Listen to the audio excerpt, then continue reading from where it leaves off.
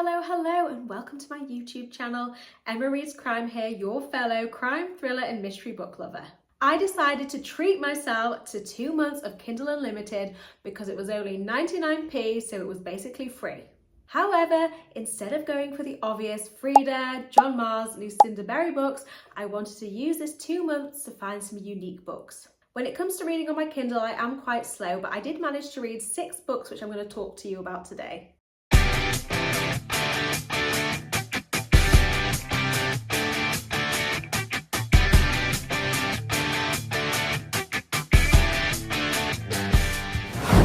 I found when joining Kindle Unlimited was if you're a fan of romantasy, then there is tons of options for you. But if you're a fellow crime thriller mystery book lover like myself, it was pretty slim pickings. So first things first, I obviously had to go onto my Instagram stories and ask for your help. I got loads of recommendations from you guys and I was able to read a good chunk of them. The first book I decided to read was Before and After by Andrew Shanahan, which was recommended to me by my wonderful friend Jade. I've actually seen this book around quite a lot because the bourbon biscuit on the cover is really striking. What I didn't realise is that this book is a horror book. I thought it was some kind of diet self-help book, but wow, I was proven wrong. Looking for unique books I was, and this hit the spot. It is safe to say that I have never read a book like this before in my life. It starts off with a 273 kilograms man being transported out of his top floor flat in the most extra way possible to get his leg amputated. And while they're in the middle of transporting him, a zombie apocalypse happens. I love the beginning and I love the end, but I did find that the middle was a bit slow and dragged a little, which is weird because it's not a super long book. The ending left me wanting more and I definitely want to give book 2 a go. I can't remember what the title is, but I'll put it here and it's got a custard cream on the cover.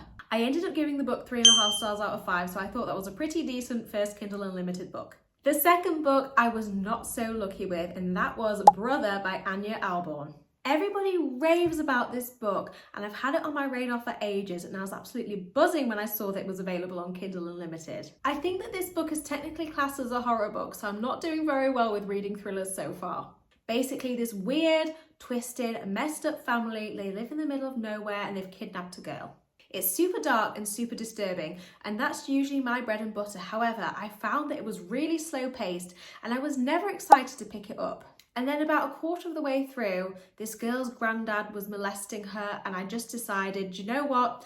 I don't need this in my life right now, so I decided to DNF it. A few people have told me that I DNF'd it too soon, so maybe I'll try it again one day, but there's so many other great books out there just waiting to be read, so I don't know if I want to waste my energy reading something where I wasn't really vibing with the writing style. The next book, which I read on Kindle Unlimited, is also not a thriller, but after attempting to read Brother, I needed something light-hearted and cheerful and easy, a palate cleanser, so I decided to read The Seven Sisters by Lucinda Riley. And oh, what a mistake that was picking that book up. It really was not my cup of tea.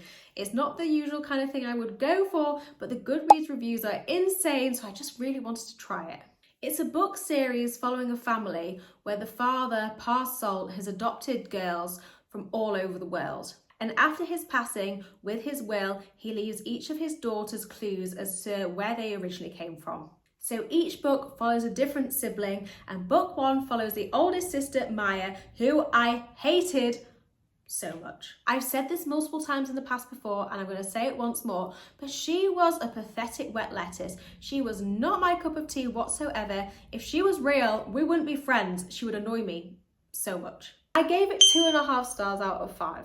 And it was a real shame because I actually really like the idea behind this series. So I am going to give book 2 a go because this follows one of the sisters, Ali, and in book 1, from what I saw of her, I liked her. Book 2, and I also believe that book 3 is on Kindle Unlimited as well. These books are super chunky, so I'd actually recommend that you read them on your Kindle, regardless of whether that's through Kindle Unlimited or just buying it through Amazon. I prefer reading paperbacks, don't get me wrong, but when they are that chunky, I think it makes for a nicer reading experience to read a chunky book on your Kindle. After 2 disasters in a row on Kindle Unlimited, I decided to play the next book safe and I chose to read Appetite for Innocence by Lucinda Berry. Butterfly Garden by Dot Hutchison is my favourite book of all time, and loads of you have told me that I need to read Appetite for Innocence because it's got similar vibes. A sexual predator male has a particular affinity for teenage virgins. He kidnaps them, He holds them hostage for a few weeks and then he disposes of them when they are no longer innocent. I thought it was written so well, it wasn't too graphic, yet every time you picked up that book, you were filled with a sense of dread for the main characters. I didn't love it as much as The Butterfly Garden, but I still thought it was absolutely fantastic, so a massive thank you to all of you that recommended it to me. I gave it 4.5 stars out of 5.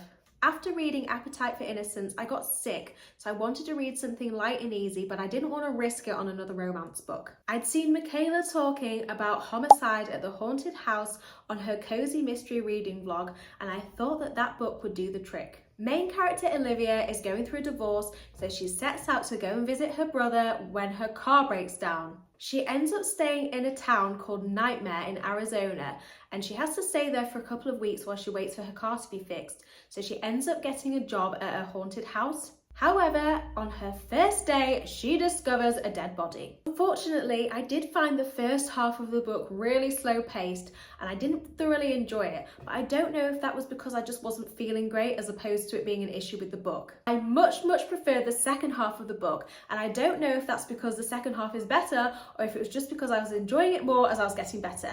Overall, I thought it was an okay read and I gave it 3.5 stars out of 5. The ending did leave me intrigued, however, so I might have to check out book 2 next time I'm sick. I have one more book which I read on Kindle Unlimited left to discuss. If you've made it this far, if you're able to hit that subscribe button, it would mean the world to me. Now on for the final book. The final book that I read is The Measure by Nikki Ehrlich. My friend Michaela, who you probably watch and see on YouTube all the time, well, her and I have an in-person book club. And for May, it was her choice and she picked to read The Measure, which also happened to be on Kindle Unlimited. I would describe this as a dystopian sci-fi kind of novel. One day, every single person in the world who is 22 and older receives a box with a piece of string inside. The length of the piece of string correlates to the person's lifespan. And those under 22 don't get away so lightly. They also receive a box with a string on their 22nd birthday. That could be one of the worst birthdays ever if you get a short string. This book has such a unique and interesting premise, and it's safe to say that I've never read anything like it before. I also think that Michaela did a smashing job in picking that for a book club pick because it's going to spark some really interesting discussions at book club tomorrow. The writing style reminded me a little bit of John Mars's books such as The One, because you follow multiple different characters and their experience with the strings.